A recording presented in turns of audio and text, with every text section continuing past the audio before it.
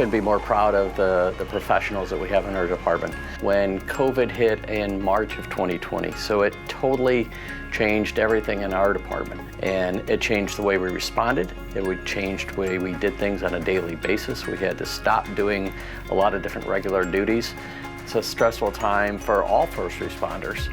And the compassion that our guys have, like I said, I couldn't be more proud of them. And just with everything they do, but the transition, the last year and a half of all the things that they've been going through and having to deal with, they've done an outstanding job with that. It's difficult to choose just one person. With the pandemic, we didn't do the firefighter of the year or the police officer of the year. Kaleb's nomination by his officers, they actually nominated him last year in hopes that they could still see him somehow get the 2020 recipient award. You don't have to ask Kaleb twice to do something. He's there doing it. He came to my shift around 2 years ago. I really wanted to invest more in his professional career as far as training, to really get back into the job, if you will. He brought a lot of character traits that I can't teach. Positive attitude, open mind, and competitive edge. Really carries himself well outside of here, and that translates in here. So for him to be extremely busy at home with young kids and a young family, and then to pursue his master's degree, which he completed, I believe, in January of this year.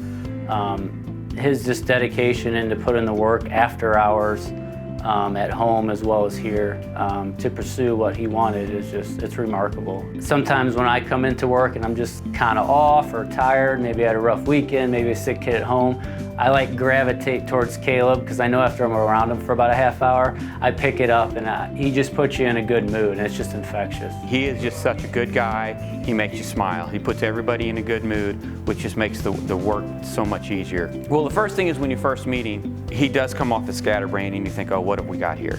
But then you go on a call with him and he changes. I can think of one run in particular we had. It was a young patient and it didn't have a good outcome, but through the whole run he was nothing but professional. I was amazed at the transformation he had from goofy fireman in the firehouse to being on a call and in a serious situation. It was just like a switch.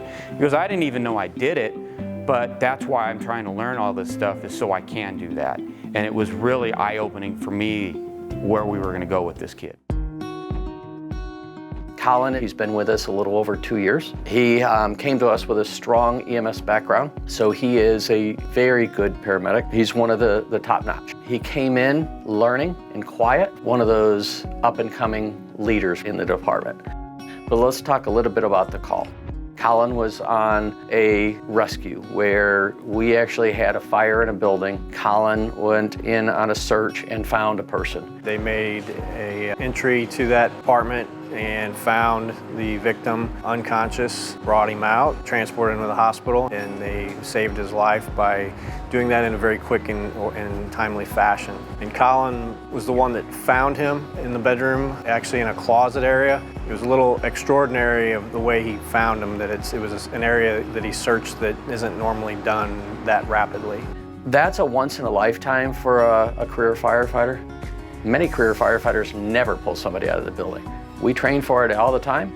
It's not something we want to do because we want to make sure that everybody's out of the building. And it was because of his actions and then the team that this man is still alive today, because without a shadow of a doubt, he would have perished in that fire.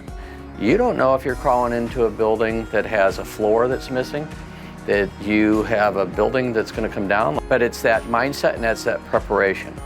Like, firefighters know that I am not going to put my life in risk for something that doesn't need to be.